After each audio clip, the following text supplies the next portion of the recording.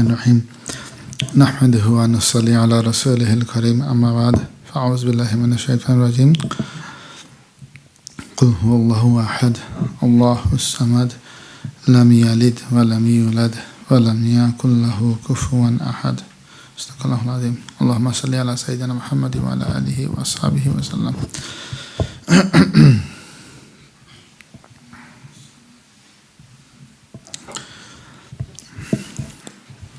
Alhamdulillah, it is a great ni'mah and blessing of Allah subhanahu wa ta'ala, amongst many countless blessings that we have been bestowed upon, that another week have gone and we are meeting together again with the intention of, for pleasure of Allah subhanahu wa ta'ala, and to remember Him and to learn lessons and seek guidance so as to we can enlighten ourselves and also rid of or rectify ourselves, collectively ask Allah subhanahu wa ta'ala forgiveness, also look at the ways we are living our life to change our scope and make it better for the coming week, and spiritually also connect and benefit from Allah subhanahu wa ta'ala's mercy and blessings, and also any guidance, any advice given specifically for us for what we're going through, how to enlighten our week to come.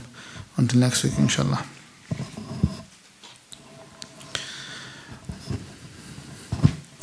As yourselves know, just briefly, that the cornerstone of and the foundation of any tariq and path to Allah subhanahu wa ta'ala is based on the implementation of Quran and Sunnah, and that's the most highest thing at the end one could do, is to then reflect and bring those qualities mentioned in the Quran and the Holy Quran and the Hadith and Sunnah into our lives. And what the Mashaykh and the Awliya do is to bring about, to train us like a mentor, like a personal trainer, to bring about those qualities. So then at the end, we are living manifestation at a miniature scale to reflect of the oceans of mercy, and to have a relationship with Allah subhanahu wa ta'ala and reflect the ocean of mercy of Allah subhanahu wa ta'ala at our level, miniature level, by following the prophetic way and character and akhlaq of Prophet Muhammad sallallahu alayhi wasallam. But what happens is, in the real life situation, the Quran is available, Ahadith are available, people are learning knowledge and gaining knowledge, but there is also disconnect. The disconnect part is that aspect of the knowledge or the information which we are learning, very seldom we know how to then translate that and transfer that into our lives and make a living. And so those who are experts in this, who are also normally are well-founded and well-grounded in Sharia and Sunnah, but also then this path leading to Allah subhanahu wa ta'ala, they're also the experts. They're experts in their field, like in university you have experts in all the other sciences. This is also a science, how to reform, how to change, how to bring about this transformation to the people. Then also they show them to Allah's closeness, Allah's pleasure, to receive Allah's ma'rifah, and he or she becomes the living example for others to follow. Or else the awliya, like our teacher and our brothers and sisters, are visiting or have visited, like one of the Mashaykh, founding Mashaykh called Shaykh Sayyidina Abdul Salam bin Mashish, who was a Shaykh of Sayyidina Abu Hassan Ali Shadili, rahimahumullah. They did not want anything from the dunya. So they showed practically how to implement Quran Sunnah in life, leave what's disliked or Allah subhanahu wa ta'ala is actually ordered to abstain from, and also fully implement the Sharia cornerstone and Sunnah. And also in the heart, how to then detach your heart with the dunya.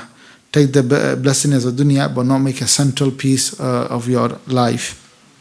In fact, physically, they moved away from the dunya and they actually went to, it's called Jabal Alam in Tetwan, which is like far remote place in those days, even now. But yet, if Allah Ta'ala's decreed that through them they should bless millions and millions of, especially the Western world, the Maghrib, the Shadli Silsila and the teachings, how to bring about Quran Sunnah in your life, and become the world famous, pivot, a person in the world, although he did not want the dunya and he was far removed from it. So the one thing we should think about is, alhamdulillah, as we are learning about the paths to Allah subhanahu wa ta'ala, trying to traverse ourselves, practically learn step by step every day, every week, every month. And the prayers, the salah we do, the azkars we do, the zikr we do, the muraqabah which we'll be doing, they're all part of that training, just so that those qualities, those realities comes into our life, so that we do become the miniature role model, following example of Prophet Muhammad sallallahu alaihi wasallam, as shown by the Shaykh and the teacher. So also with all this, there's always tests as well. It's not just I sat in a classroom or in a masjid and go through paper exam questions and you answer and you pass and that's it, you've actually achieved. This test is test of life itself. And the test examination center is the life that you live with your family, with your friends, with your colleagues, work colleagues who you interact. So for example, like let's say this is a learning place, now we're learning, but that's just a learning aspect. Many people, they learn well, but when it comes to the examination room, they tend to forget or they do not prepare well and they don't perform well. So doing the test and understanding the nature of test is very important. And what do I mean by that is the test is how you actually come across. One is your relation with Allah subhanahu wa ta'ala. That's individualized. You and Allah knows best. Or if you have a mashayikh, a teacher who can then tell you to an extent what's going on. But generally speaking, the one aspect of the test is quite obvious, is when we go out there in the real world, and how do we actually have our relationship with the people or with the creation or even with animal kingdom and the environment.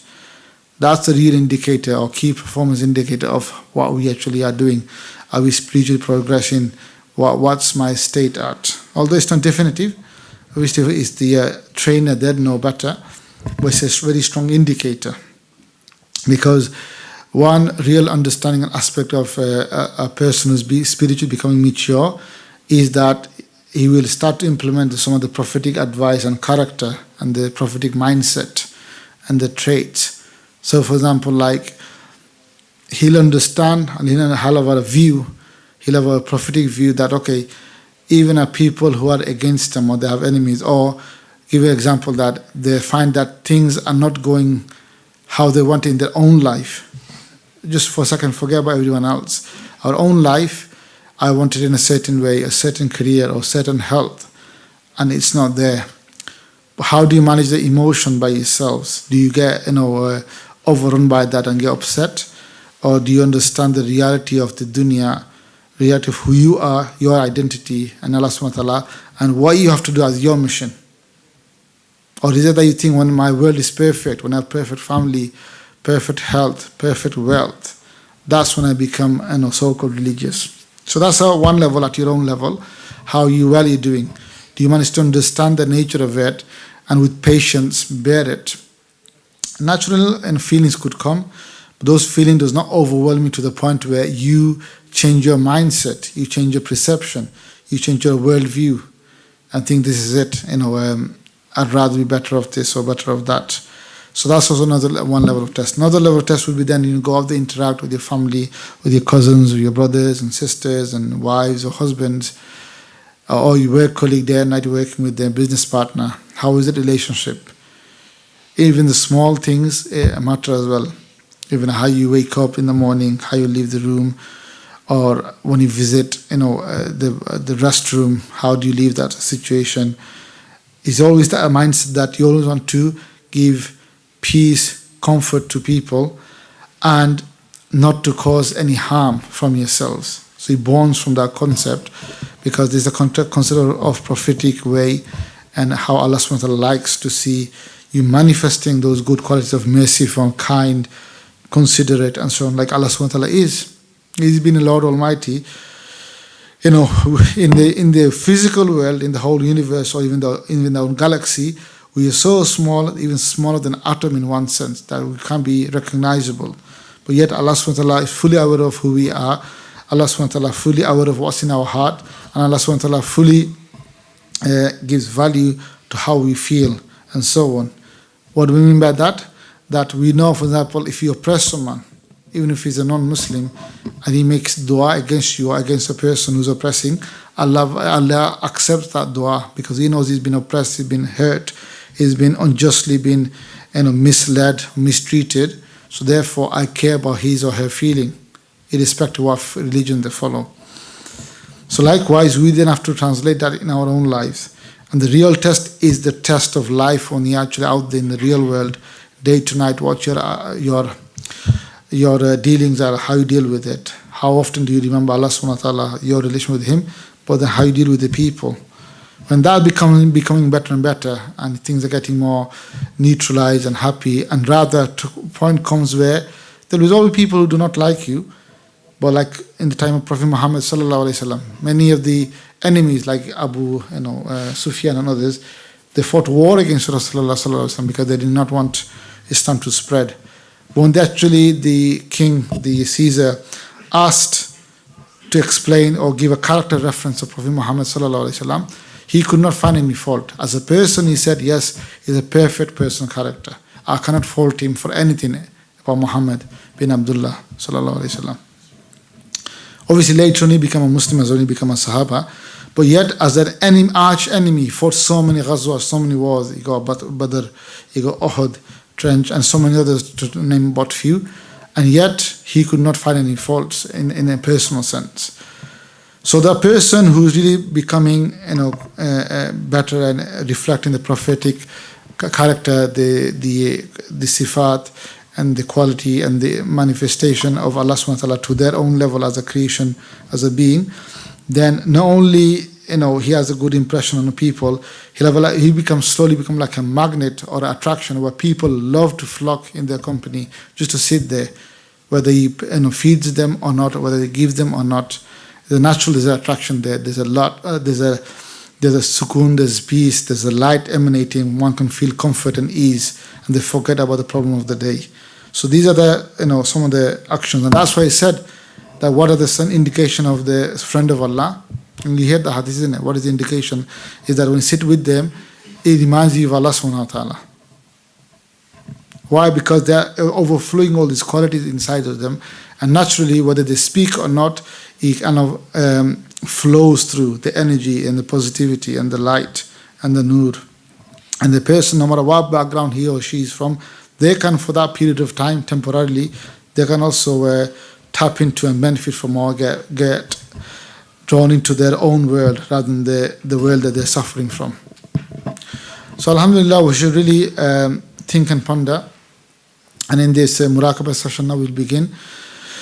We should also be in the company of our Shaykh Ahmad Dabbagh in Morocco now with the brothers and sisters. Transfer, be with them. Seek any advice, especially anything they were going through for the past week or past couple of weeks. Any issues that we're facing, ask for them to ask for solutions spiritually, what advice and guidance, or any fears you have. And then continue the journey in Morocco as well. Visit the Mashayikh, especially continue to go to the Masjid Nawawi and beyond, inshallah. So inshallah, now we're going to begin. So first of all, first 15 minutes or so, this is going to be a silent one because you should be all able to learn and practice the muraqabahs without much difficulty. And those who haven't learned, I'm thinking everyone have, but just in case those who haven't, then you just close your eyes, be in the presence of Allah subhanahu wa ta'ala, that Allah is with me, Allah is seeing me, Allah is hearing me. Deeply think. Then open your heart and ask Allah for forgiveness. And then thank Allah subhanahu wa ta'ala for the need that I have. Then also ask Allah subhanahu wa ta'ala to remove any difficulties or problems that you're facing. And then ask for guidance. So you can communicate and connect your heart and mind with Allah subhanahu wa ta'ala like so, inshallah. And everyone else who have learned how to do so, you recite after my recitation, do your Latifah 3 phases, general one, then individual one, then the third aspect, and then enlightenment, and then transfer, and then continue the journey, inshallah. So we're about 15 minutes Latifahs, and then transfer, and then continue the rest of the journey spiritually thereafter, inshallah. At any point in the Latifah, you transfer before or after, or you find as you're doing already, then just go with the flow. Don't hold yourself back, or don't introduce your own thoughts and try to interpret or understand what's going on, but rather continue and the opportunity to give your experiences, your questions, your any guidance you received after the session, inshallah. So inshallah we shall begin. So attune our mind and heart that Allah is with me, Allah is seeing me, Allah is hearing me, that we are deeply in the presence of Allah subhanahu wa ta'ala. We sat here only for His pleasure, for His sake.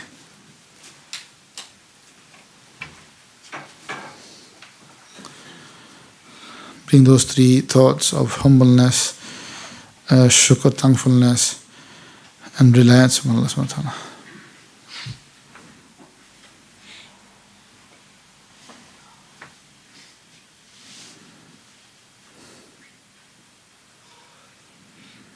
So if you have any need, illnesses, you can also ask Allah subhanahu wa ta'ala.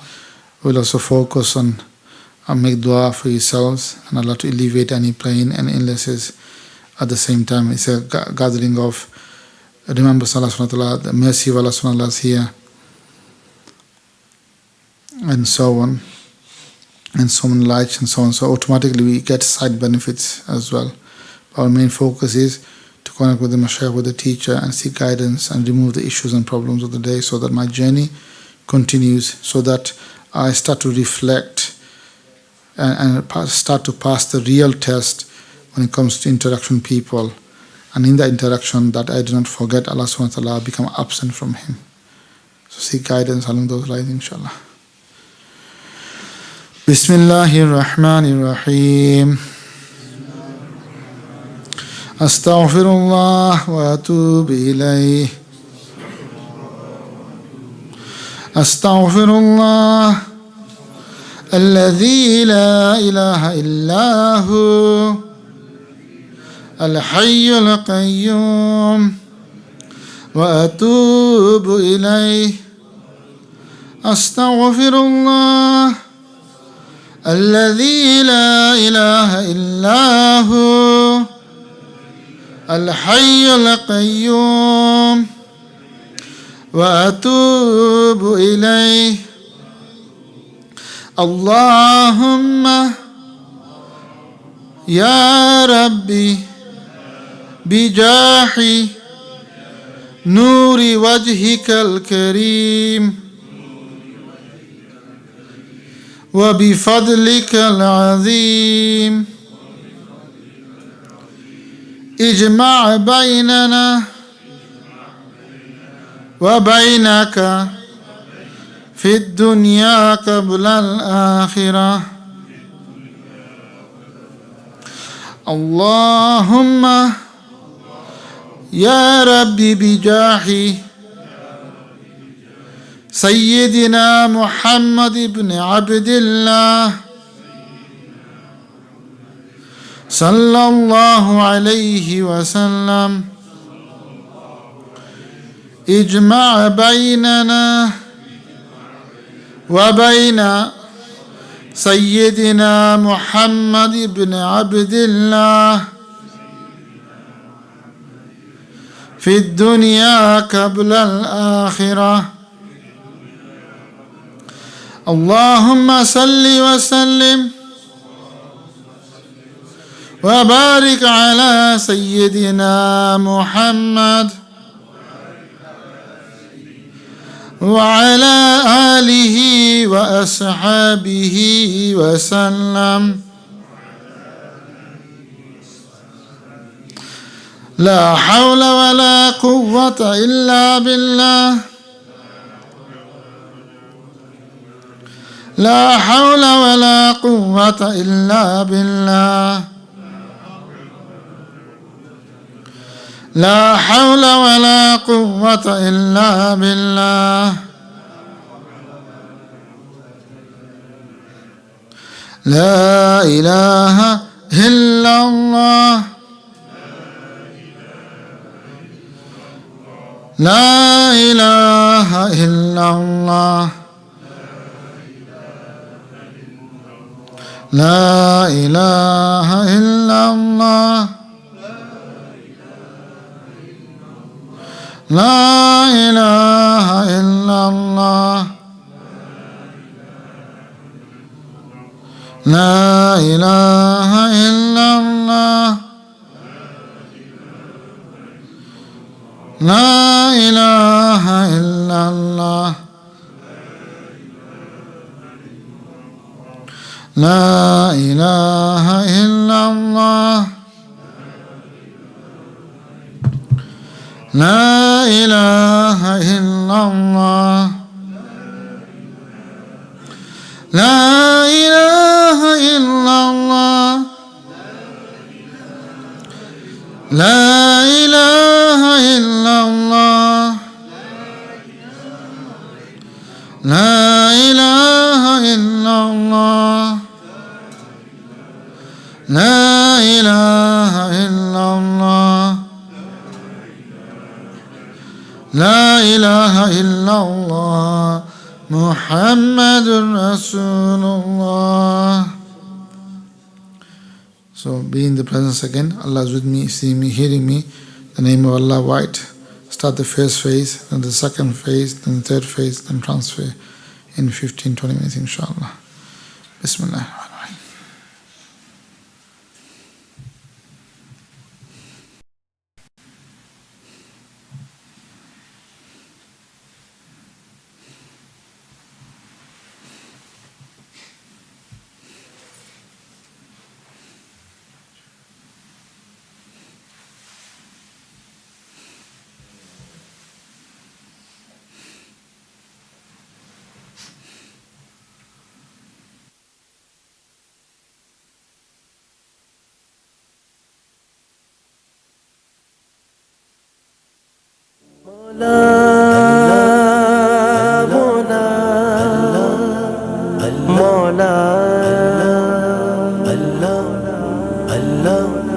کون مشکل کشا کون حاجت روا اے مقرر ہمیں تو حقیقت بتا. کون مشکل کشا کون حاجت روا اے مقرر ہمیں تو حقیقت بتا. کون خالق جہاں کون رازق میرا اے مقرر ہمیں تو حقیقت بتا. کون مشکل کشا کون حاجت روا اے مقرر ہمیں تو حقیقت بتا. عجمی کہتا ہے معبود ہے یہ صنم، رومی کہتا ہے سورج پہ اپنا برم. عجمی کہتا ہے معبود ہے یہ صنم، رومی کہتا ہے سورج پہ اپنا برم. میں نے ان سے کہا سب کا مالک خدا اے مقرر انہیں تو حقیقت بتا. کون مشکل کشا کون حاجت روا اے مقرر ہمیں تو حقیقت بتا. کون مشکل کشا کون حاجت روا اے مقرر ہمیں تو حقیقت بتا. ایک دوجے کو دنیا کی بے حد طلب روز محشر کی سختی کو بھولے ہیں سب. ایک دوجے کو دنیا کی بے حد طلب روز محشر کی سختی کو بھولے ہیں سب. چھوڑ لہو و لعب یہ جہاں ہے فنا اے مقرر انہیں تو حقیقت بتا. کون مشکل کشا کون حاجت روا اے مقرر ہمیں تو حقیقت بتا. کون مشکل کشا کون حاجت روا اے مقرر ہمیں تو حقیقت بتا. میرے آقا پہ ختم نبوت ہوئی اب رتبے میں سب انبیاء سے جلی، میرے آقا پہ ختم نبوت ہوئی، اب رتبے میں سب انبیاء سے جلی، ان کو رب نے پکارا ہے شمس و ضحیٰ، اے مقرر انہیں تو حقیقت بتا، کون مشکل کشا کون حاجت روا، اے مقرر ہمیں تو حقیقت بتا، کون مشکل کشا کون حاجت روا، اے مقرر ہمیں تو حقیقت بتا۔ سارے اصحاب ایمان کے مینارے ہیں، میرے آقا کے سارے وہ دلدار ہیں، سارے اصحاب ایمان کے مینارے ہیں، میرے آقا کے سارے وہ دلدار ہیں، وہ نبی کے سپاہ وہ ہے رب کی رضا، اے مقرر انہیں تو حقیقت بتا، کون مشکل کشا کون حاجت روا، اے مقرر ہمیں تو حقیقت بتا، کون مشکل کشا کون حاجت روا، اے مقرر ہمیں تو حقیقت بتا۔ سنتوں میں یہ سنت بھی زندہ کرو، دین حق کے لیے دشمنوں سے لڑو، سنتوں میں یہ سنت بھی زندہ کرو، دین حق کے لیے دشمنوں سے لڑو، راہ میدان میں اے زین سب کو بولا، اے مقرر انہیں تو حقیقت بتا، کون مشکل کشا کون حاجت روا، اے مقرر ہمیں تو حقیقت بتا، کون مشکل کشا کون حاجت روا، اے مقرر ہمیں تو حقیقت بتا، مولا مولا مولا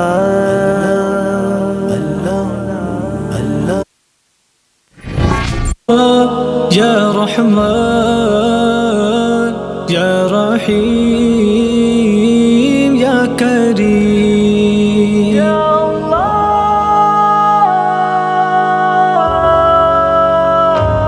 دنیا کی محفلوں سے اکتا گیا ہوں یا رب، دنیا کی محفلوں سے اکتا گیا ہوں یا رب، کیا لطف انجمن کا جب دل ہی بجھ گیا ہو، دنیا کی محفلوں سے اکتا گیا ہوں یا رب، دنیا کی محفلوں سے اکتا گیا ہوں یا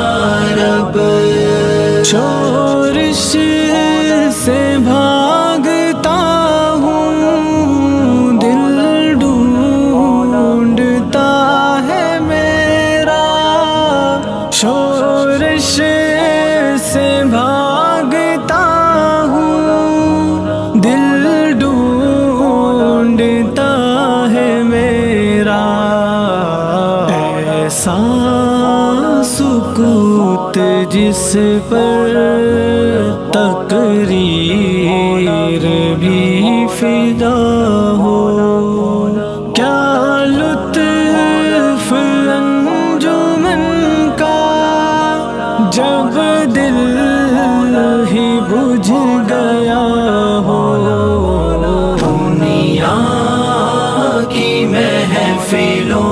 سے اکتا گیا ہوں یا رب، دنیا کی محفلوں سے اکتا گیا ہوں یا رب، مرتا ہوں خاموشی پر، یہ آرزو ہے میری، مرتا ہوں خاموشی پر، یہ آرزو ہے میری، دامن میں کوہ کے ایک چھوٹا سا جھونپڑا ہو، کیا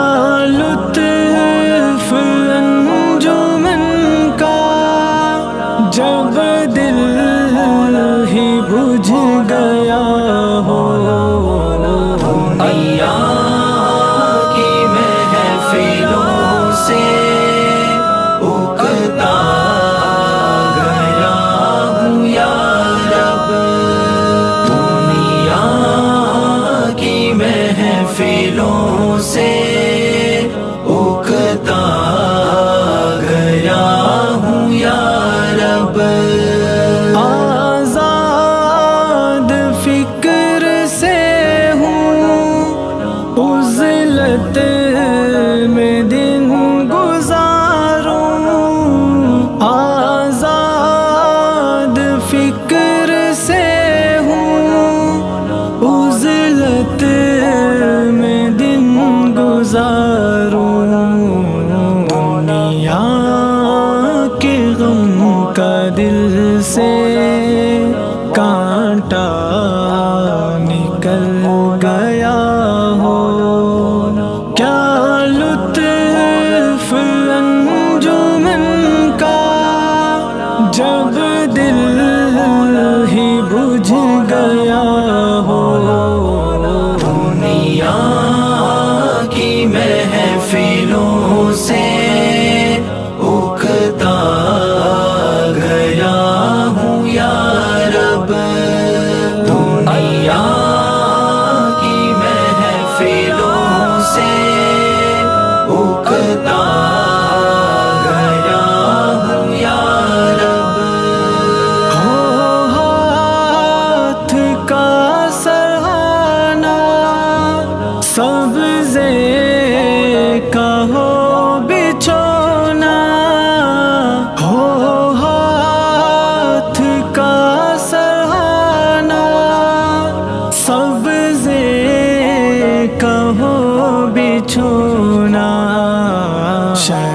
شرمائے جس سے جلوت خلوت میں وہ ادا ہو، کیا لطف انجمن کا جب دل ہی بجھ گیا ہو، دنیا کی محفلوں سے اکتا گیا ہوں یا رب، دنیا کی محفلوں سے اکتا گیا ہوں یا رب، ہر درد مند دل کو رونا میرا رلا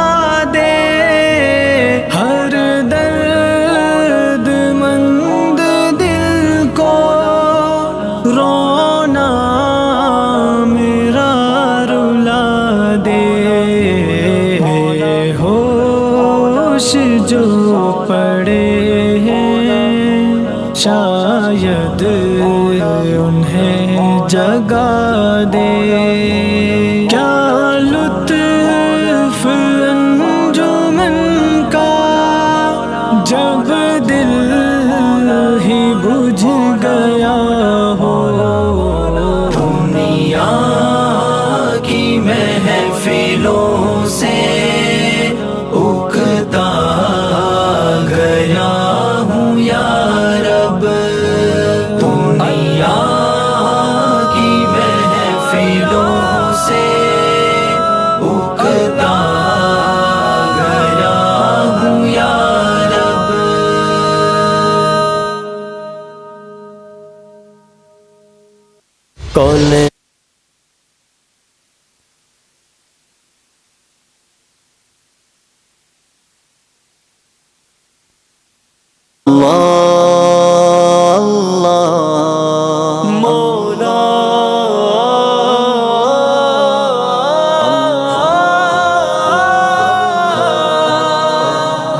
یار رہے یا رب تو میرا اور میں تیرا یار رہوں، مجھ کو فقط ہو تجھ سے محبت، خلق سے میں بیزار رہوں، ہر دم ذکر و فکر میں تیرے مست رہوں، سرشار رہوں، ہوش رہے نا مجھ کو کسی کا تیرا مگر ہوشیار رہوں، تیرا مگر ہوشیار رہوں۔ اب تو رہے بس تادم آخر ورد زباں ہے میرے الہ، لا الہ الا اللہ، لا الہ الا اللہ، لا الہ الا اللہ، لا الہ الا اللہ۔ یاد میں تیری سب کو بھلا دوں، کوئی نہ مجھ کو یاد رہے، تجھ پر سب گھر بار لٹا دوں، خانہ دل آباد رہے، سب خوشیوں کو آگ لگا دوں، غم سے تیرے دل شاد رہے، سب کو نظر سے اپنی گرا دوں، تجھ سے فقط فریاد رہے۔ اب تو رہے بس تادم آخر ورد زباں ہے میرے الہ، لا الہ الا اللہ، لا الہ الا اللہ، لا الہ الا اللہ، لا الہ الا اللہ۔ نفس و شیطان دونوں نے مل کر ہائے کیا ہے مجھ کو تباہ، اے مولا میری مدد کر، چاہتا ہوں میں تیری پناہ، اللہ اللہ اللہ اللہ اللہ اللہ اللہ۔ اے مولا میری مدد کر، چاہتا ہوں میں تیری پناہ، مجھ سا خلق میں کوئی نہیں، گو بدکار و نامسیاں، تو بھی مگر غفار ہے یا رب، بخش دے میرے سارے گناہ۔ اب تو رہے بس تادم آخر ورد زباں ہے میرے الہ، لا الہ الا اللہ، لا الہ الا اللہ، مولا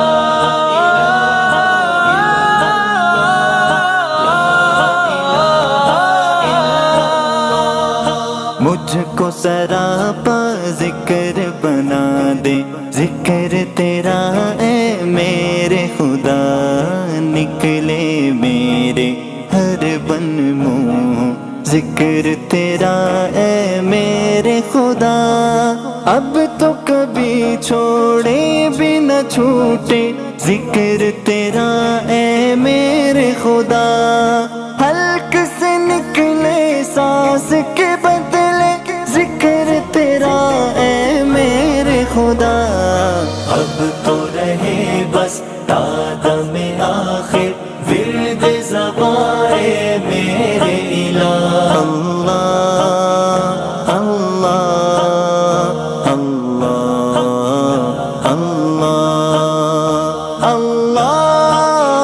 اللہ اللہ اللہ۔ جب تک قلب رہے پہلوں میں، جب تک تن میں جان رہے، لب پہ تیرا نام رہے اور دل میں تیرا دھیان رہے، جب تک قلب رہے پہلوں میں، جب تک تن میں جان رہے، لب پہ تیرا نام رہے اور دل میں تیرا دھیان رہے، جذب میں پڑا ہوش رہے اور عقل میری حیران رہے، لیکن تجھ سے غافل ہے کس دل نہ میرا ایک آن رہے۔ اب تو رہے بس تادم آخر ورد زباں ہے میرے الہ، لا الہ الا اللہ، لا الہ الا اللہ، مولا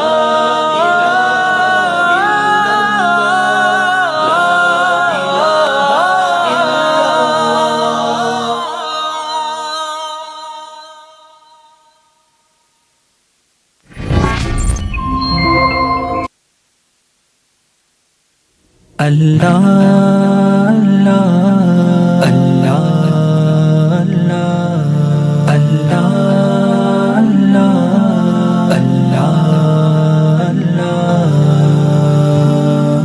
اللہ اللہ اللہ اللہ اللہ رب پر صبح و شام ہے اللہ اللہ، کتنا پیارا نام ہے اللہ اللہ، نبیوں کا پیغام ہے اللہ اللہ، ولیوں کا الہام ہے اللہ اللہ۔ لوگوں اپنے کام سے مطلب رکھو، لوگوں اپنے کام سے مطلب رکھو، لوگوں اپنے کام سے مطلب رکھو، لوگوں اپنے کام سے مطلب رکھو، اپنا تو بس کام ہے اللہ اللہ، کتنا پیارا نام ہے اللہ اللہ، رب پر صبح و شام ہے اللہ اللہ، کتنا پیارا نام ہے اللہ اللہ، نبیوں کا پیغام ہے اللہ اللہ، ولیوں کا الہام ہے اللہ اللہ۔ اللہ اللہ آسانی آسانی، اللہ اللہ آسانی آسانی، اللہ اللہ آسانی آسانی،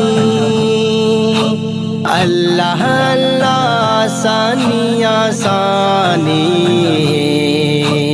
راحت وہ آرام ہے اللہ اللہ،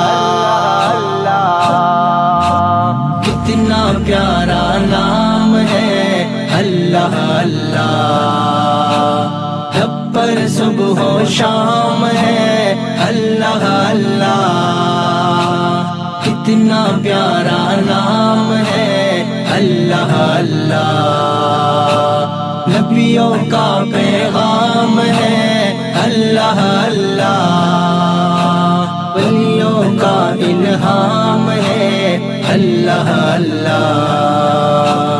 معراج مومن کا کیا ہے ٹھکانہ،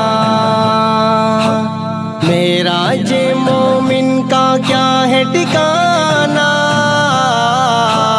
معراج مومن کا کیا ہے ٹھکانہ، معراج مومن کا کیا ہے ٹھکانہ، آغاز اور انجام ہے اللہ اللہ،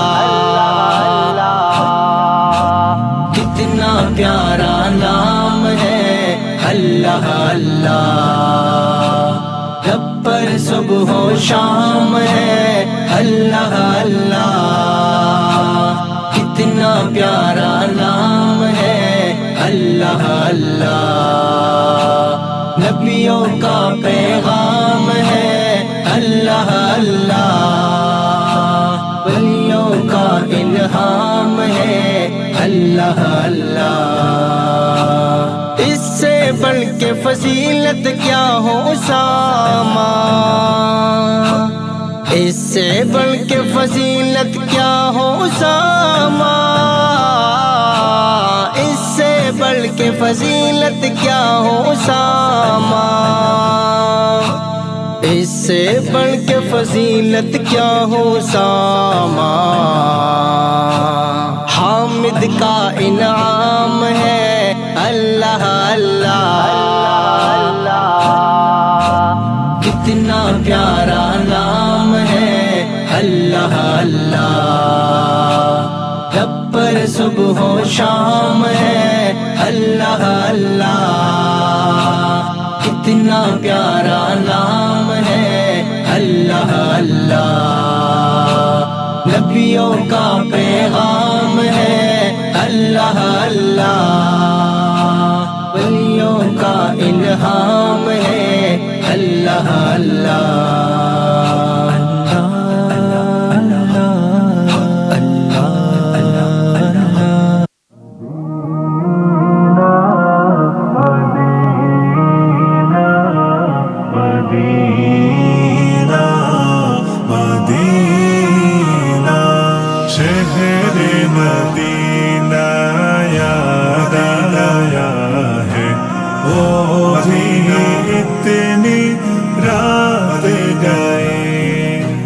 عشق نبی میں دل دلبا ہے وہ بھی اتنی رات گئے چوم کے جبرائیل نے تلیا آقا کو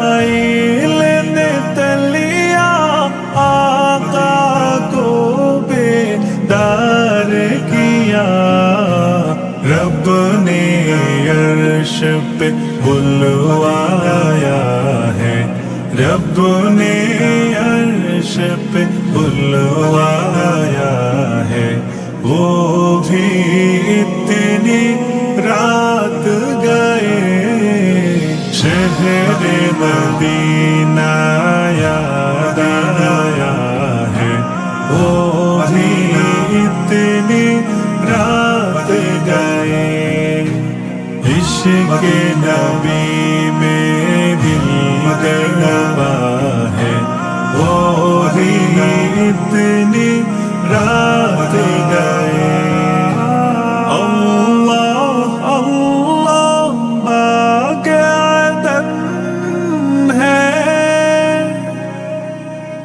اور معراج کا منظر ہے اللہ اللہ باغ عدن ہے اور معراج کا منظر ہے سارا زمانہ ٹھہر گیا ہے سارا زمانہ ٹھہر گیا ہے وہ بھی اتنی رات گئے شہر مدینہ یاد آیا ہے وہ بھی اتنی رات گئے عشق نبی میں دل دلبا ہے وہ بھی اتنی رات گئے بیت اللہ کے چوکھٹ پر ہے دست دعا پھیلائے نبی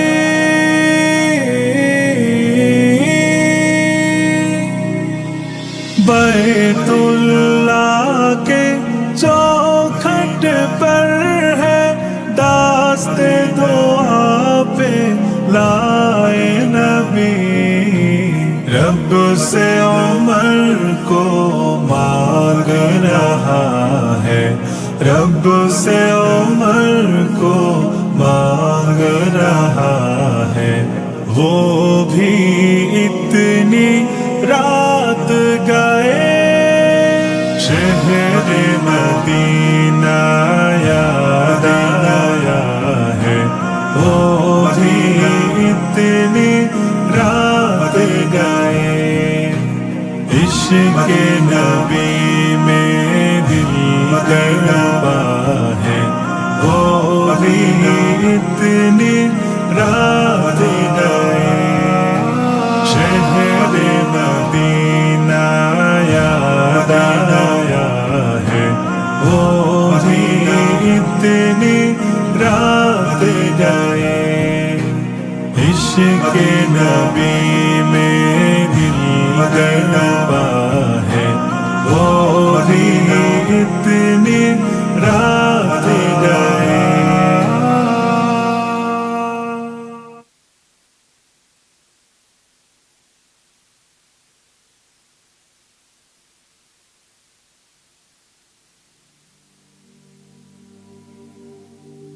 اے ختم رسول،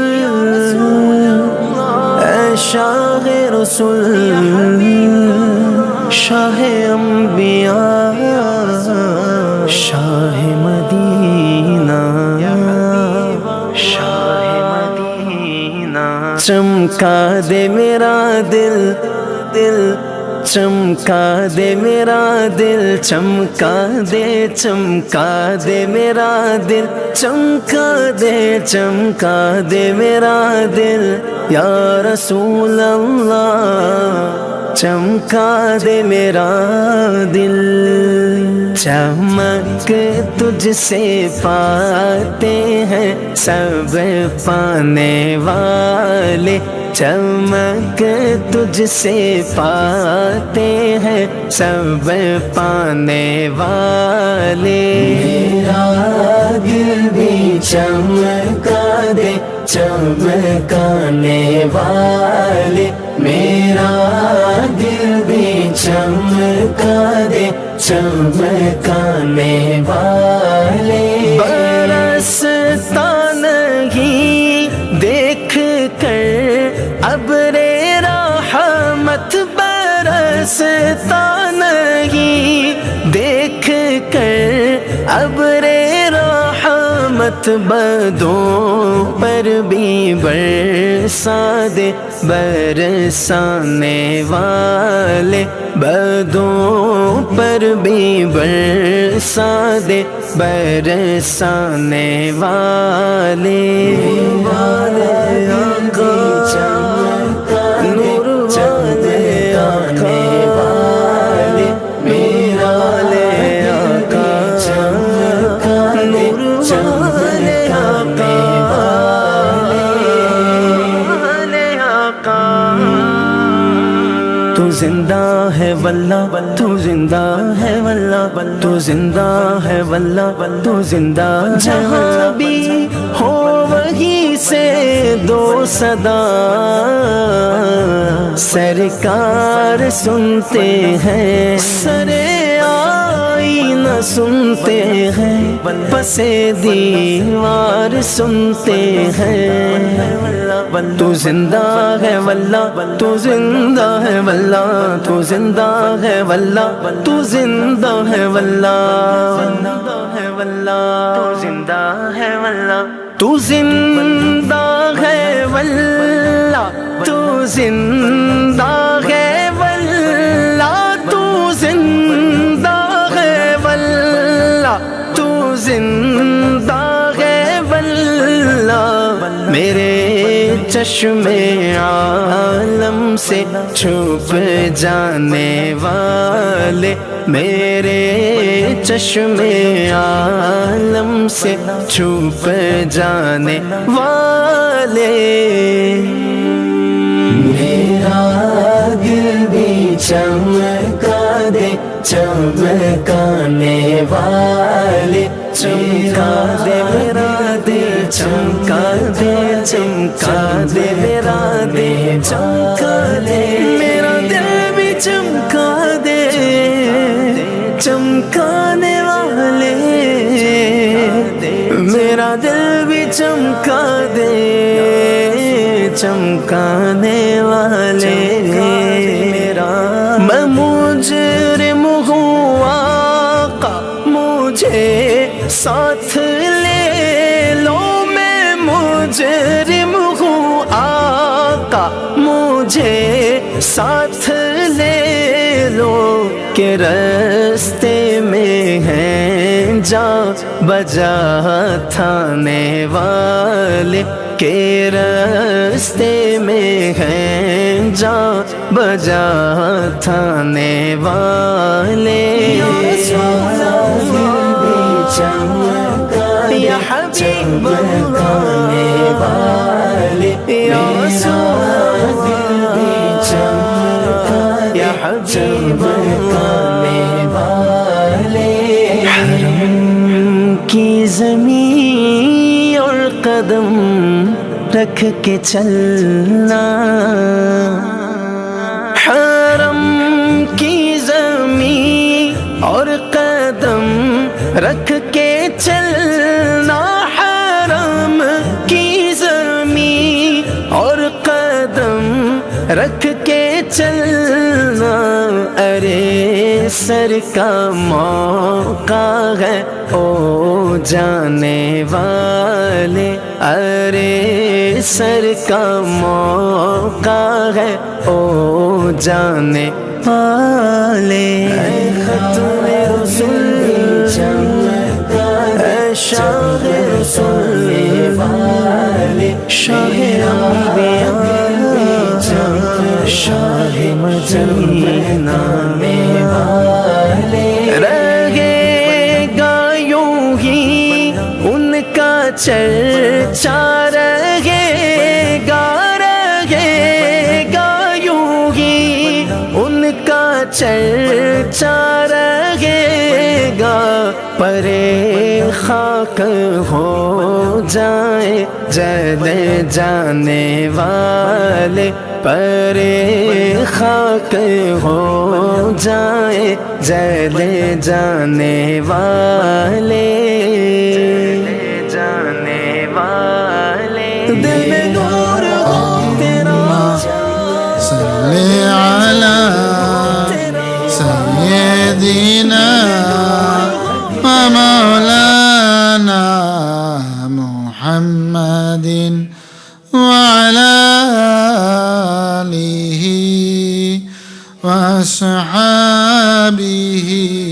وسلم اللهم صل على سيدنا ومولانا محمد وعلى آله وصحابه وسلم سبحانك اللهم وبحمدك أشهد أن لا إله إلا أنت أستغفرك وأتوب إليك.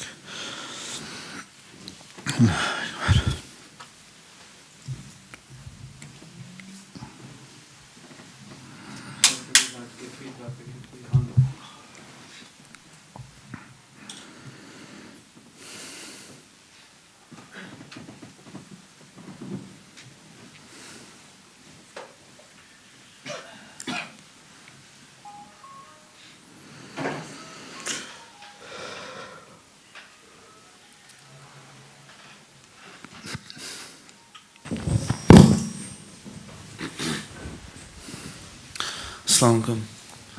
It's Hasnan from Bolton. Wa alaikum assalam wa rahmatullahi wa barakatuh. I spent 10-15 minutes doing my taifs. There was no problem with that.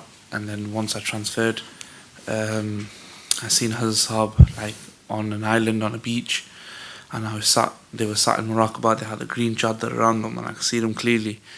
And I couldn't keep in for too long because I was losing concentration as well. But they said to myself in a strict way, they said that Allah subhanahu wa ta'ala does not need us, He does not need our worship there's no way, in any way, that we can ever benefit Allah. And they said even if Allah was to prolong somebody's life for 500 years and they spent the full 500 years doing full ibadat every second, is not sufficient enough to make up for 5 minutes of the favours that Allah bestows upon us. And then from this I was then sought permission to come back and then came back. Jazakallah, quite self-evident in this case that, of course, as is mentioned in the Quran as well, that we worship Allah subhanahu wa ta'ala, but this worship does not, Allah subhanahu wa ta'ala takes any benefit whatsoever, not even an iota worth, because He's independent, He's a samad, He's free. But rather, when we worship Him and we obey Him, the benefit lies only in us, and the life in this world becomes peaceful and content, and bring the contentment, as well as with Allah's mercy we get the best of hereafter, and by His mercy go to Jannah as well. So really, if one really understands the ibadat and worship, it actually means to get the best of both worlds, to get success in this life and the hereafter. We are the only beneficiary and not Allah subhanahu wa ta'ala. If the whole world gets to go worship Allah, Allah does not take any benefit. And if the whole world becomes disobedient, then we do not harm or there's no loss to Allah subhanahu wa ta'ala. So understand this concept is very, because sometimes you have the emotion that, oh, I've done a favor, I've done an ibadat, I've done prayers, I've done good things. Somehow, I deserve mercy, or somehow that I've done things for Allah subhanahu wa ta'ala as though I've done a great work, meaning that I've done for Him. But rather, doing it only for Him brings that happiness and sukoon and inner contentment in us, because we are the beneficiary, not Allah subhanahu wa ta'ala. Jazakallah.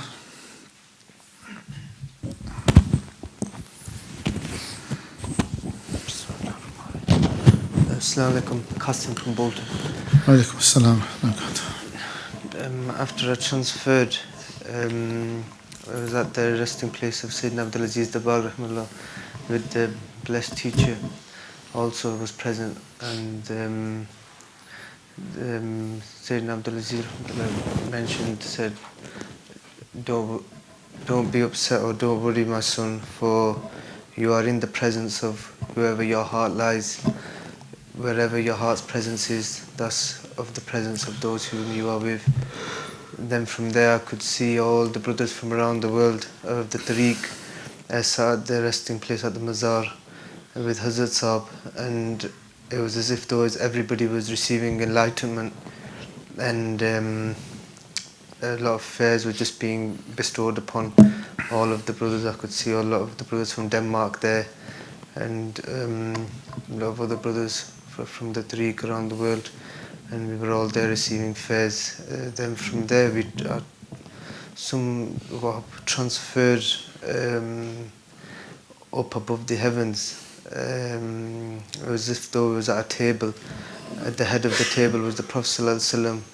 Sayyidina Abdulaziz rahmatullah was sat there, Sayyidina Ali radiallahu anhu, Hazrat Sahab was there, Shaykh Abdul Qadir Jilani was there. There was another 4 other blessed personalities there, and Ustad Haji Gulfam was stood at the end of the table as if they were waiting for instruction.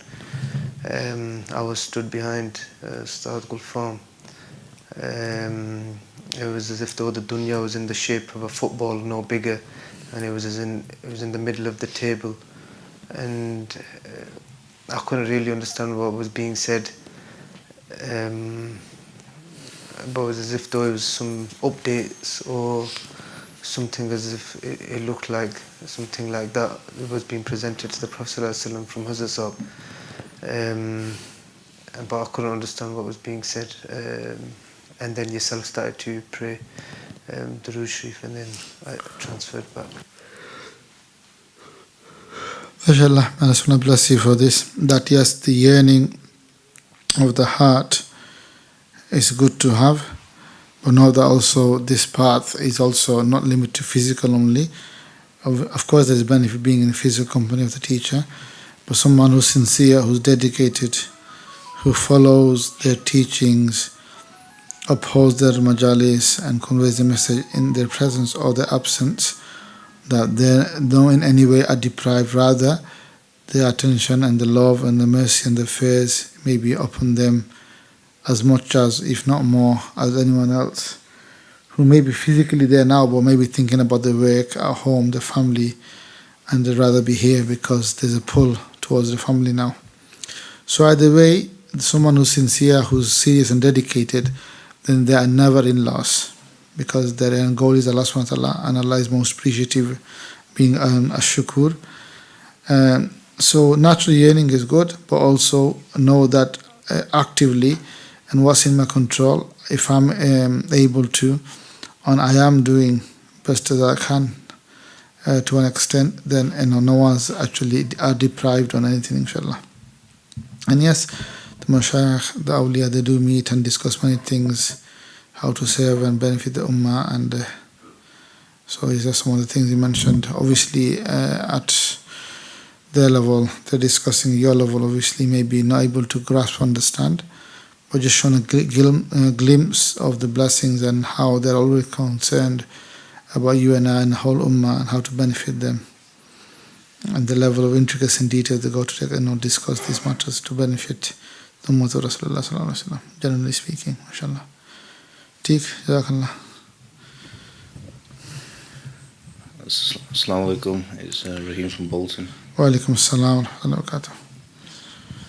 When I transferred, I met Hazrat Sahib in the Zavia, and they were wearing all white, and as I approached them, as I touched them, we transferred onto a cloud, and we went up towards the sky, and there they gifted me a black horse, and they said for me to keep this, and then it moved towards a archway, like a tunnel, and there was 7 tunnels that were in a row, and they said to me for me to sit on the horse, and I followed them, and they were on a white horse.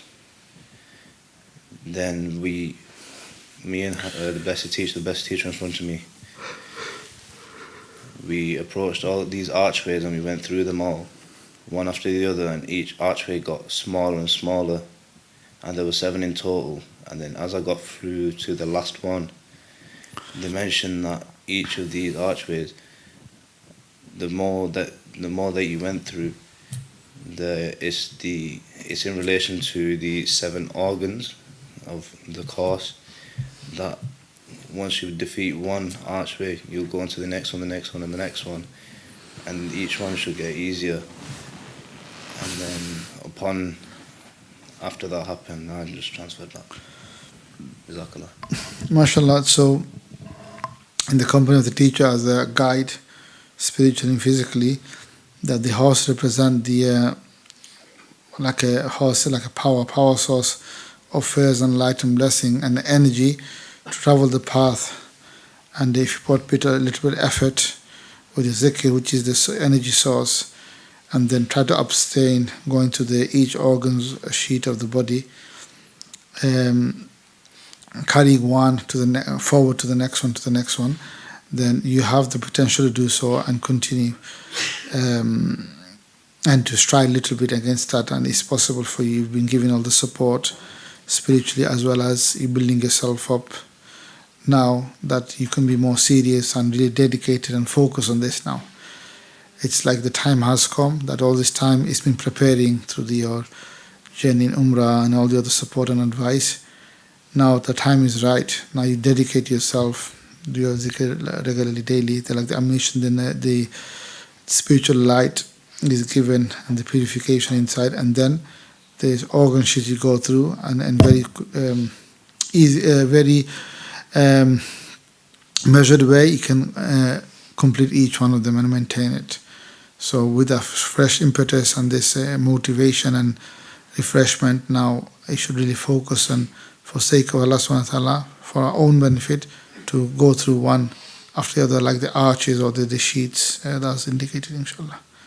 So you have the full potential now. You've arrived all this support and help, everything else is up to this point where now you should push yourself and go one after another so that you complete and able to live a life and really taste and experience life. All this time we're trying to feed, made our nafs, our ego, the master, and feed it to different desires, different demands he adds. But it's like never ending, exhausted, because it's actually reflecting upon what it saw in the paradise before it came, the endless pleasure, and he was to mimic that. It's not possible here. Now you've understood, put that to one side to an extent, but really focus on the mission to achieve and to go back to where we belong, i.e. the Jannah and paradise. We belong there, inshallah. Jazakallah. Assalamu alaikum wa rahmatullahi wa barakatuh. Wa alaikum assalam wa rahmatullahi wa barakatuh. So I transferred and met Hazrat Sahab at the mountain Jabal Umar, I think, of Sayyidina Abdul Aziz, blessed name, Abdul Salam al-Mashis, rahmatullah alayhi. Yeah. And met Hazrat Sahab there, and firstly I seek forgiveness from them and Allah Azza wa Jal for just showing lapses in character. The past 3-4 days I've not been sort of keeping the prophetic character. I've let it go, and Hazrat Sahab told me to sit down, and then I saw all of a sudden in the ground it was like a swimming pool was made, like a sort of small lake type, and they told me to sit in this and make dhikr in this water. And then whilst I was doing it, I felt like I was getting cleansed, and then I'd get this like sensation in my forehead physically, and then this would sort of stay and it'd come. So whilst I was making the dhikr, it would stay and go and stay and go, and then I just remained in this sort of state where I would, in a state of sort of forgiveness and of being upset in front of the mashayikh. But even as I sort of relate this now, is it the same sort of physical feeling that I got in the pool in terms of the sensation? It's still here. Jazakallah khair.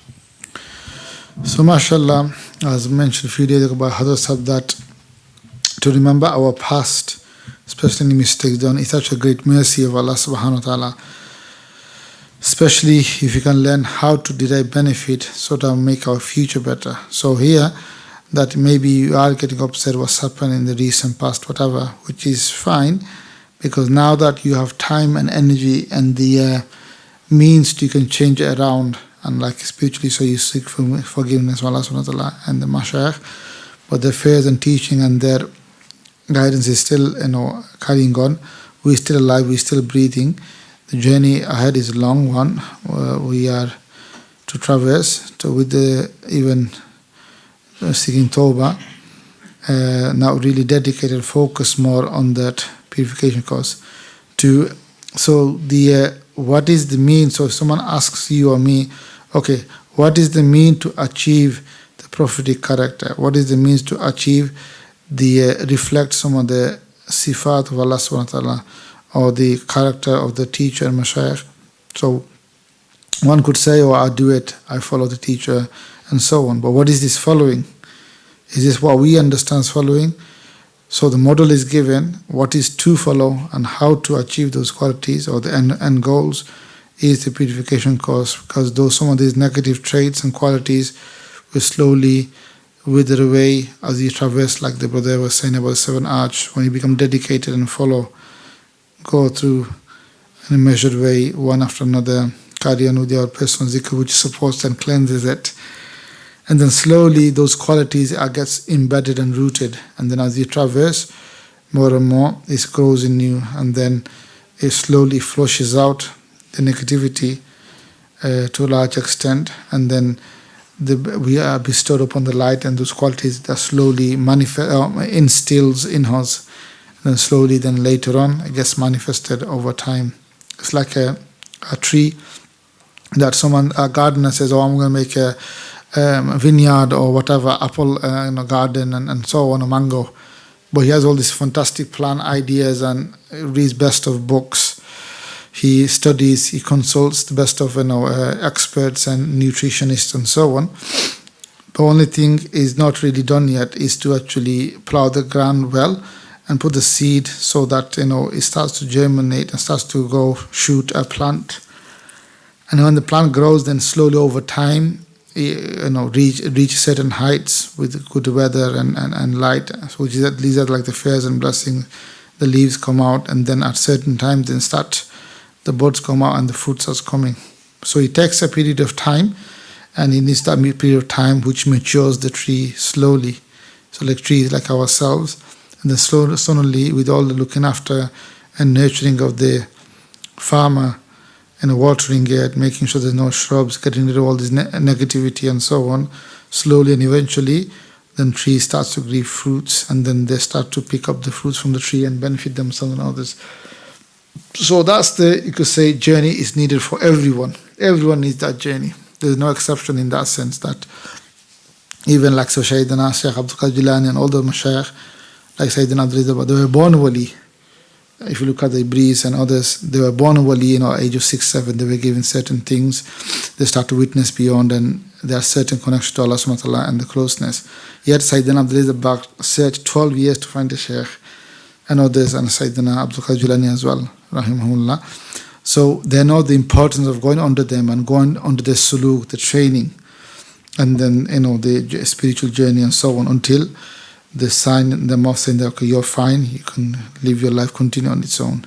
So there's no difference in this day and age, and especially how structurally my Shaykh Sayyidina Ahmad Dabbagh have shown is exactly it. So it's all good to have wish, tamanna, yes, I want to follow and become a copy and want to do everything else. The only way you can gauge yourself, anybody or the mentor can gauge, is how you go progressing through the purification course. Everything else is secondary then after that, inshallah. Jazakallah. Assalamu alaikum. My name's Abdul Rahman from Bolton. Wa alaikum assalam wa rahmatullahi wa barakatuh. Alhamdulillah, I had a good experience. So before I started the Muraqabah, I had a bit of a flu.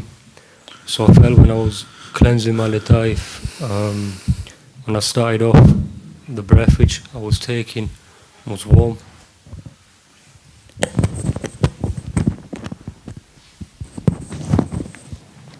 So the breath which I was taking in was warm. During the lataif cleansing? The lataif I was taking in was warm and hot. But as we got to the end of the lataif process, the breath became a lot cooler. So I felt like as though the flu was sent down, as though it was a maghfirah upon me. And then near to the end of the lataif process, I felt as though Hazrat Sahib physically felt Hazrat Sahib's hand, their blessed hand on top of my head. And then after that I transferred to Morocco, where I was blessed Grand teacher rest. I went towards the Mazar and I was seeing our teacher, our blessed teacher. And when I entered the Mazar, there was a lot of gifts laid out for me in terms of like fruit, Imam Sharif, weaponry. And these gifts were from a blessed person close to me who has been praying for me. I'm not sure who that is, whether it's my parents or somebody else close by. And then I embraced our blessed teacher and we spoke. And from there I seen our teacher, Abdulaziz Dabbagh, enlighten their students in the form of a candle. So they were like in the form of a candle lit up with fire. And then each student was a blank candle, and when they embraced our blessed teacher, they became lit up as well. So everyone who went in first as a blank candle, they were enlightened with light. Well, then the advice which they gave to me is, why should one stick to so small like as a candle? Why should you not benefit the whole ummah and become a lot more of a bigger entity, such as a satellite dish or the sun? The sun benefits people a lot more. Why should you restrict yourself within your thinking and stick to thinking of being a candle or whatever in terms of dawah or in terms of whatever? And And then near to the end of my Muraqabah, I felt the presence of a blessed teacher in front of me, and they were very happy with the brothers. They were being consistent within coming, even though when they're not present. Just like Allah subhanahu wa ta'ala loves the creation, human being, a lot more than the angels, because we've not seen Allah, and we're not physically within their presence. So similar to that, the people who are with Hazrat Sahib, physically within their presence, it's easy for them to do good or be within their remembrance. But when you're away from the teacher, that's where the true test of loyalty is, and that's what they were happy to see with some of the brothers. Even though maybe on their spiritual journey they may feel like they're behind or whatever, but consistently they come every week. Monday they're happy with the loyalty shown by the brothers. And after that I transferred back to this Zawiyah. MashaAllah, may Allah bless yourself for this experience. So shows that alhamdulillah, spiritually you're connected. You can transfer, be with the teacher and the mashayikh. And their spiritual encouragements are, this Imam Sharif clothing. So we're able to now follow the Sunnah better, able to follow the teachings better. So representative, we're able to abstain or avoid the negativity and the invitation and temptation of sins and so on. So the potential or the ability is there.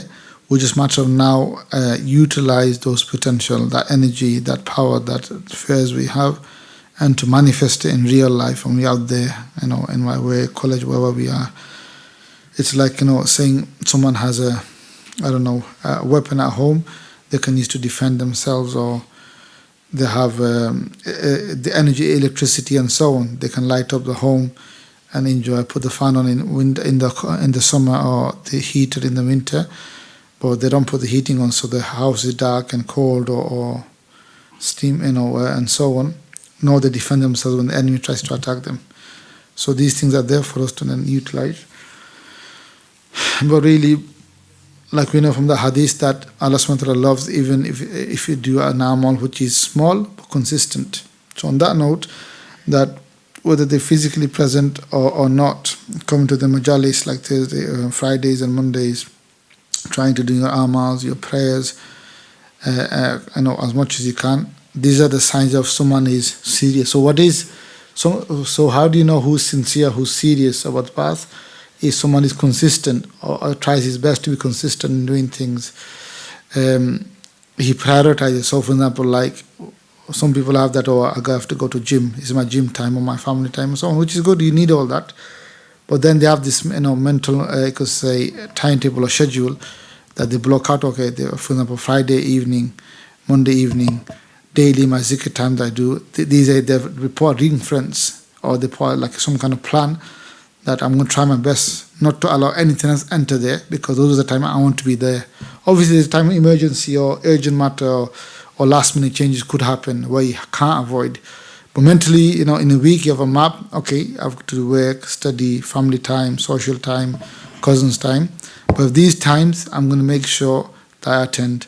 Or if I'm doing dawah once a week, or meeting my friends, or generally want to share some of the teaching, they have certain time I'm going to practice that throughout the week. And so that nothing compromises those things. If I can avoid it better, if I can rearrange it so that these are not affected. Likewise, they plan the salah, the namaz daily. That obviously they try to do Jamaat if possible. Even if you cannot do Jamaat because of the work scenario, they're far away from the masjid, then they block it out that those times I must do my prayer so that I don't become late or lazy or miss it altogether. So these are the small things consistent. So no one is expecting to do long wirids and read books and books, or big tasbeehs, or big wazifas, or recite Quran after Quran, juz after juz, which is good if you want to as your personal level. But those things don't necessarily take you to Allah subhanahu wa ta'ala just because you're doing it in lots of amount, but there's no consistency. So bring those quality in, and then Mashayikh loves those as well, because this person be consistent. And so he's serious, he knows what he's doing, he's sincere about it to an extent. So these are practical manifestation or proof or evidence that who is sincere, who is dedicated, who understands this path well. So these are the indication for yourselves and for all of us to learn and benefit from. Some of us are only active or come to Majlis because I need something. I need to see someone, I need to seek advice, go and see him. Or else Monday go, Friday go, we don't really care coming to the gathering. I'm only coming because there's a need, I'm coming. Or else it doesn't matter. I'm okay. I've got other things to think about. They take it as a secondary. So what happens, Allah puts them in a situation so that they do come to masjid, they do come to majalis, or else they normally don't come. So it's a lesson for them that, look, you still have time, you come to masjid because now you have a need. Maybe illness, maybe issue, maybe problem, maybe financial issues, maybe other disputes or whatever it is, or no peace in life. But what happens when you're better? Why are you away from masjid? Why are you away from the gathering of light? You still you think you're independent now. So Allah sometimes gives hikmat. Allah conveys messages through these scenarios and situations and problems, so that we as a people we understand. We become serious about it, inshallah. So it's good, mashallah, that how to become consistent, even in small things. So your amals, you're doing small amals every day. That's far better than doing a whole khatam in 1 week, and then whole of the year you don't do Quran. But you're consistently doing something regularly. That's far better, like by Allah subhanahu wa ta'ala, inshallah. Any others? Assalamu alaikum. Wa alaikum assalam wa rahmatullahi wa barakatuh. Abdullah from Bolton. After I transferred, I found Hazrat Sahab in this Zavia upstairs in the office. As I walked in, I could see a lot of light. I could see angels surrounding Hazrat Sahab, and then I took a seat in front of them, and they asked, is there any du'as that you want to make? And then I told them, and they made together we made du'as, and then we transferred to the Mazar of Sayyidina Abdul Aziz al-Dabbagh, and at first the Mazar was empty, Sayyidina Abdul, and then I had my head lowered, and when I looked up, Sayyidina Abdul Aziz al-Dabbagh appeared, and together with Hilsab, I stayed with Sayyidina Abdul Aziz al-Dabbagh for a while, and then the scene changed again. We went up to the paradise, and I could see the gate of paradise, and for quite a while I was just staring at the gate for quite a while, a good few minutes, and then the gate opened, and as I went inside I could see circles of zikr, and then I believe I was asked to choose which circle of zikr I wanted to sit in, and I sat in a circle where there was silent zikr taking place, and I stayed there for a while, and then the scene changed again.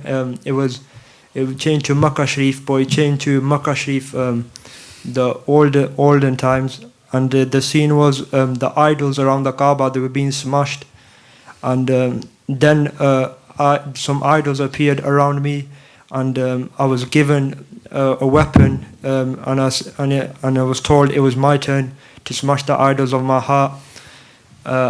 And then after I smashed the idols of my heart, the name of Allah appeared on my heart, and it was shining bright. And then after that, I just visited the blessed mazars. So, mashallah, may Allah bless you. So he's indicating that like silent zikr and what's in the heart is, yes, you should continue doing your muraqabah dua and the zikr you're doing.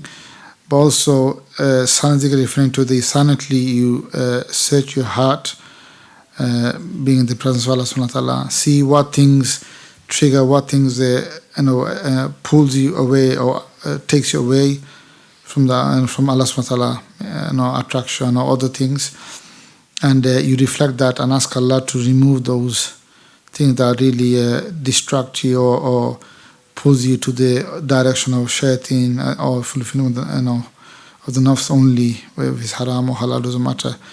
So search your heart out, or even if you ever feel that you have any grudge or any animosity towards anybody else, to remove that every night before you go to sleep, and sleep with a clean, pure heart as possible, by relying on Allah subhanahu wa ta'ala and remembering Him as well, inshallah. That will greatly benefit you once you do that in the night, and also continue your amals like you're doing your zikr and muraqabah.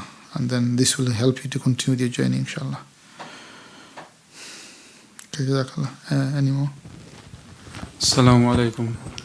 Wa alaikum assalam wa rahmatullahi wa barakatuh. So, whilst I was cleansing the lataifs the first time, I kept falling asleep in between, but I carried on. And then upon transferring as well, I met the teacher, and then they were speaking, but I couldn't understand them. And then I think I must have fell asleep again, and my mind was a bit all over the place. So I just went through the lataif process again, and then I transferred and I met the teacher, and they were sat down and I sat next to them, and they offered me like a bowl of fruit, and I took some and I sat next to them. And then a bird came, and it was like struggling, and then the teacher it had like something stuck to their wing or something, and they helped the bird, and then the bird just went off and flew. And he said that wherever you are, you should try and benefit the creation. And then I asked for forgiveness for my shortcomings, and then I transferred back. MashaAllah, it shows that sometimes these things can happen due to interaction in dunya and so on, or maybe we're slightly tired or not come prepared. So refresh our mind, when we come, have some rest and so on, so we are primed and calm, and so we can practice. But sometimes, like you have done, mashallah, is when you feel tired or fall asleep, you can refresh yourself, recite the Durood Sharif or quickly do the Lataif again, and then you can be serious or reconnected. So when you practice regularly, there's some of these small issues, or sometimes Allah subhanahu wa ta'ala rectifies as well, inshallah. But yes, the guidance is very clear, like we see on Facebook as well, that not only try to benefit ourselves, our family and the human beings, but also the animal kingdom wherever we can. If you help them find a way to relieve them in any way, then Allah also will help you. I'll find a way to relieve you from any issues or problems or anything that you come unstuck. You do not know where to turn. Allah will find a miraculously way to deliver you from that as well, inshallah. So always do forsake Allah subhanahu wa ta'ala to help there, help His creation, no matter what type of creation it is. And inshallah, if you be more consistent with the amals in your personal time, you'll see you become more fluent and more consistent in your experiences, inshallah.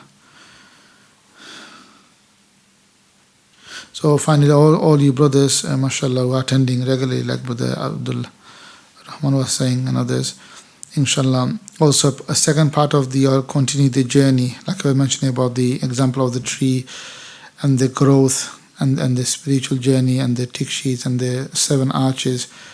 So one aspect is to practically do ourselves and follow and bring that path, this process through, so that we can attain those end goals and results.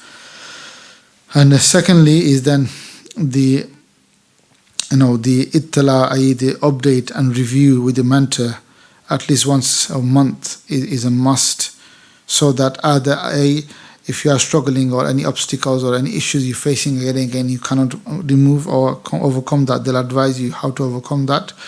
And if you are doing everything well, then obviously they'll review and then give you the next set of tasks and journey, the amals, so that you progress and advance in your journey as well. So towards ittiba, which is following, and ittila means like reviewing, coming back, discussing with your mentor. So every one of you should have a mentor. If you haven't, then obviously likes of you can speak to Brother Jabi or Umair or Brother Siraj Mahmood from Bolton. They'll assign you a mentor, inshallah. So do time, and inshallah, normally I do give time to anybody who wants to speak. But those who haven't, then go and speak to them. They'll find you a mentor, inshallah. And relay with them all the time, discuss with them every once a month, inshallah. Any more else? Assalamu alaikum. Wa alaikum assalam wa rahmatullahi wa barakatuh. Brother Naveed from Manchester. So I come most days, most weeks, but nothing happens. Okay, let me ask you, if Hadrasa was here and he said that to me, what would they reply to you? I wouldn't give that answer. No, what would they reply to you? And have they replied similar to a similar question? I would have said I did my leaf cleansing, then I transferred, and then I stayed and came back. Okay. But if someone said to you next to you, the first time come and said, brother, I've done it, I don't see anything, it was very poor experience, or I don't see. What would you advise? What answer would they give him, or would you give him? The same that you normally do. Imagine the colours. Can you do that? I can say yes, and then imagine the next colour. And can you do that? Say yes. So today, in your case, then, what did you exactly do in this 45 minutes of the Muraqabah session? I cleansed my colours. Okay, so go through each one. So you went through each one of them. And when you say cleanse the colours, I assume you managed to go through each one. You know the process well. And whatever, it doesn't matter what level, but you managed to, or you're able to go through each point of the Latifa and clean them one at a time. Yeah, is that correct? Correct. Okay, and then third phase, you clean and enlighten, and imagine the spiritual body, and you transfer and find the teacher. Okay? Yes. Okay, and then what happens? With the teacher, where do you find yourself? Nothing really. I imagine the teacher's face. Okay, so there, please from now on remember, don't decide for yourself that it's nothing, and don't have to think, oh, it's imagination, therefore it's nothing. What we can simply saying is, okay, you see the teacher's face, okay, then what? Then I came back. So you all this half an hour, you just saw teacher's face? Yes. And then you didn't notice anything else? Nothing else. So when you sit in teacher's face, what were you asking or thinking? I was thinking about the recent argument I had with somebody. Okay. And then what came in the heart after you thought about the argument? Feelings like a remorse, shame, or why you could have done better instead? That I probably need to fix it. So that you had the gut feeling that first of all you felt some kind of shame, isn't it? You felt that you did wrong. I knew that I need to fix it. No, meaning that at that moment when you saw face, obviously you were not thinking all the way. It just came at that moment, didn't it? That example you gave in about you had an argument with a person. After doing Latifa, that thought came, isn't it, when you saw the face of the teacher? It was on my mind, so I knew that was what I needed to ask. Okay, but it didn't stay all throughout the driving, all throughout the namaz, all throughout the Latifa. It appeared in the forefront of your mind at what point? When I was seeing the teacher. Okay, and then what was your kind of gut feeling as a result of what's the prognosis, or what's the plan of action? That I need to forgive and forget and move on and be kinder. Okay. After that, then? Then I came back. So that feeling, it took 30 minutes to manifest in terms of forgive and forget. Or were you going through the scenario? What did you do? How did you say things? How did he respond? And how did you respond back? Did you replay whole of that event? No, nothing really. I spent more time cleansing the red, the yellow, the green. Okay, which is fine. Yeah, that's what you should do. So what we're trying to say is that you are actually for far too long, and you become quite good at it, and almost automating how to block things by yourself. Because you just proved to me or shown me that some things are happening, but only had to dig deep to find out, because your first sentence was, I don't see anything. What I'm saying is that straight away, you saw teacher's face, which our guide, who's our guide here, and the person who unblocks and takes us in the journey. So spiritually, at that moment, although it's in your mind, this is like a signposting, but they're saying your current issue at this stage is you have to rectify this. So when you had the gut feeling, when you saw teacher's face, it was a one level of spiritual communication. It wasn't through words. You just had the gut feeling. You felt remorse, and you felt as though, okay, I have to make amends with him, and forget about if he asks for forgiveness. I have to do my part and move on. So you came to those conclusions, right? Correct. Yeah. So what I'm thinking, this was a spiritual, I could say, inspiration and guidance, because it was already there. You kind of knew, but you become forefront of it, or it become manifested is when in the Muraqabah and you saw the face. So there was like a guidance given specifically. Now do you see how it works? Ji. So what you need to do is, rather than, like as you become unfortunately quite good at it, deciding for yourself it's not happening, you need to really unpick. Don't worry about whether it's imagination or not, just relate the tiny bit of detail. That's the only way you'll start learning how the whole of that science works. So in a way, you were thinking, but maybe you are not focused how to do it. But now in this spiritual experience, it became a focal point. So it's like sometimes, we know I've done wrong. You go see your parents, so like imagine as a young boy, and you go and teacher and parents, they get sense you've done something, and they ask you, what have you done? And you know you've done wrong. I say, oh yeah, go on, I actually hit my friend today. They say, well, you've done wrong, go and apologize to him when you see him tomorrow. Whereas before you knew doing wrong, but you not had all this sense of seriousness and plan. But now that your mom or your dad have said it, what's going to happen is you are almost like forced to do it, although you might not like it. You might have other thoughts, or forget it, leave it. It's only a small matter. My ego comes in the way. I don't want to, go down and, make myself small in front of him by saying sorry. But what happens is, because your mom or dad from the past said it, if you remember back in the days when we were younger, you have to oblige to now follow the instruction, isn't it? Whereas before you maybe delayed or even say forget about it. So what it is that instruction now comes, it's not because I had already thought in my mind. It was just confirmation of what you had. So it's also a type of guidance. It's just confirming what you have in the mind, isn't it? Ji. So what I'm saying is the whole process, what you just explained to me now in 5 minutes, things were happening. But look how you closed yourself all this time.